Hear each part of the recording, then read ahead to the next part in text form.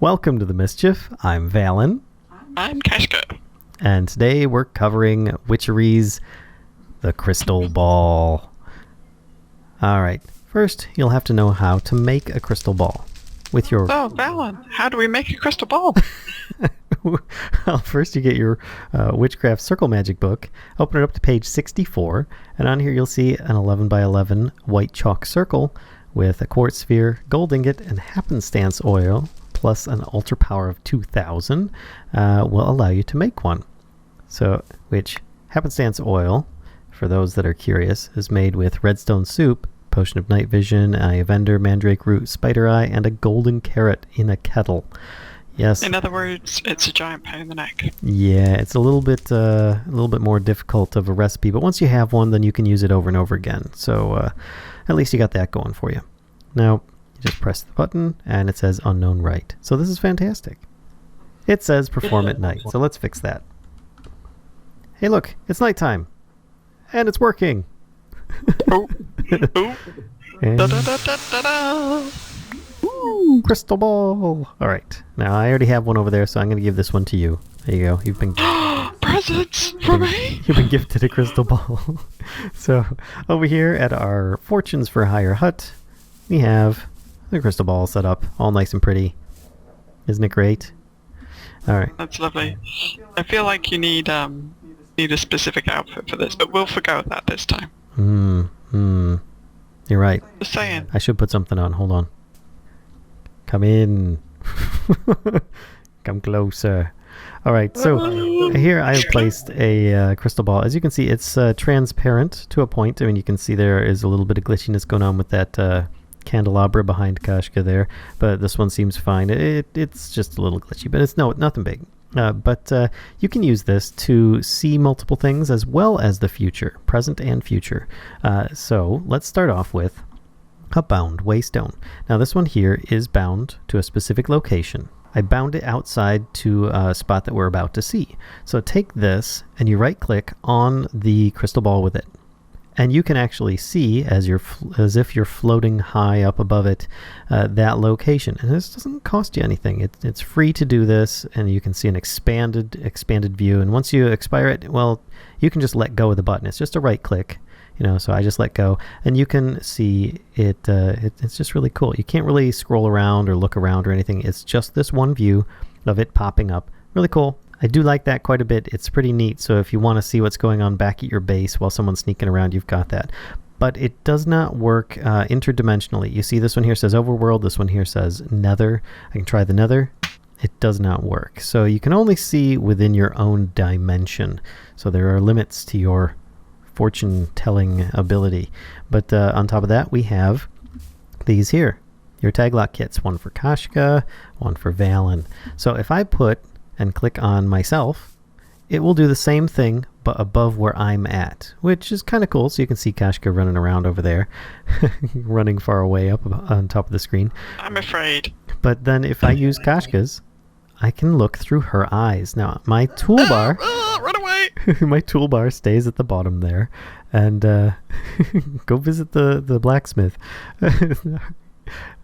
But you can see that where she's going, and it's still got the taglock kit on the side. That is not what she's carrying. That's what I'm carrying. So you're seeing through her eyes, but you still have your toolbar and stuff on your hand. So if I roll off of that or let go, then it stops, and you can see she's on her way back now. So there you go. Pretty neat stuff. I do like that. So if you have someone's taglock kit, you can see what they're up to. It's really cool. That's super sneaky. I like it quite a bit. But that's not all. On top of that, if you'll stay out there, Kashcah, if I right-click this without another player too close to it, you can tell your own future. I gaze into the crystal ball, and Vallen Frostweaver will be saved by a stranger. This one's actually pretty popular and common. Now, if Kashcah comes closer, come on in the hut, my dear. I don't know if I want to. Okay, alright. Hello. Then I can tell her future. Now, it kind of works a little bit weird. If I right-click, you see no fortune showed up for me, but she got... Gaze into the crystal ball. I will collect a cache of coal. So... Very exciting. Presents! Basically, you are telling their future to them, but you don't get to hear it. So, if Kashcah would be so kind as to try and tell my future, you see she doesn't get that message on her screen, but I get it on mine. So I can tell my own future, or I can tell hers. Now, as she did not create this crystal ball, and I am not in here, she won't be able to tell it herself. She gets a message stating that the future is cloudy, or something to that effect. Yes? Sad face. Yes. But, I mean, there are multiple fortunes that you can have, most of which are beneficial in my opinion, or at least really interesting. Now, for those that don't want spoilers as to what the fortunes mean or how to change them over to the next fortune, turn away now. But those that do have an interest, let's get into it.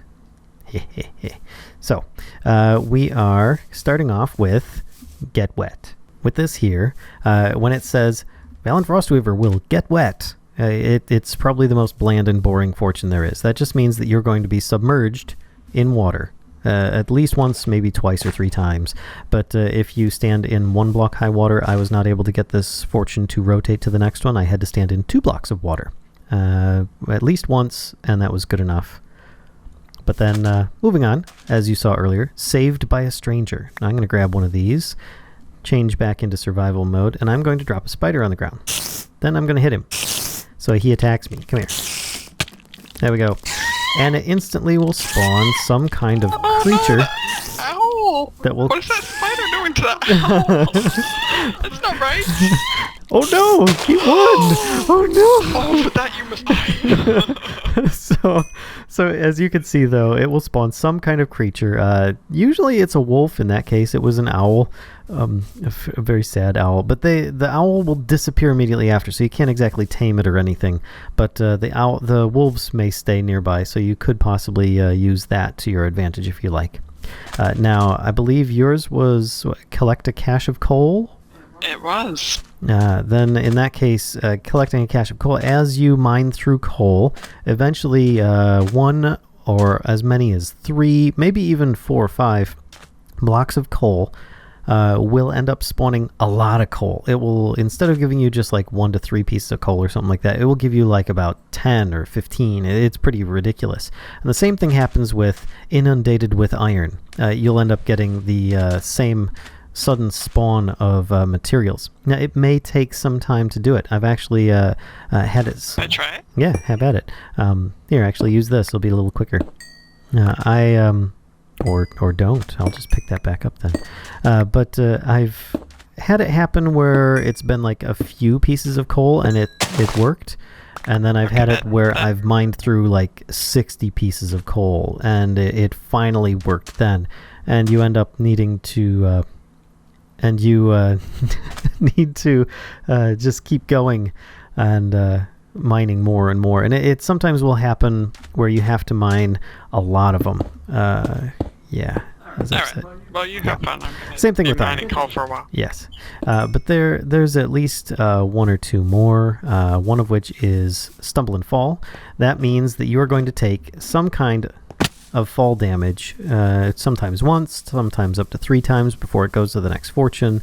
Same thing with the coal and the iron and any of these ones. Sometimes they will rotate to the next fortune after 1 occurrence. Other times it will take multiples before you get there. And then there's at least 1 more, and that is they will have a meeting with the undead. Usually what that means is a zombie is going to spawn sometime in the next 1 to 2 Minecraft days. And with that, you will just have one spawn very close to you. Even in this area here, I have a magnum torch currently going on, which prevents creature spawns from happening, except in specific circumstances. Like I have a grave right here. There will still be a creature, an unarmed skeleton spawning there, and a zombie will spawn near to whoever's fortune that is. So you can see that sometimes this can be really beneficial, getting you extra iron, extra coal, or just next time that you end up taking damage by something, you get a helper to spawn that might end up saving you, or make you very sad if it ends up dying. But you can have a little bit of fun with this, and if not, well then you can always use it to spy on the other people on the server. Anyway, I hope you guys enjoyed this video. I know that Kashcah and I often will have a lot of fun with this mod. Let's see if I can get a little closer here. So until next time, guys, see ya. Ow!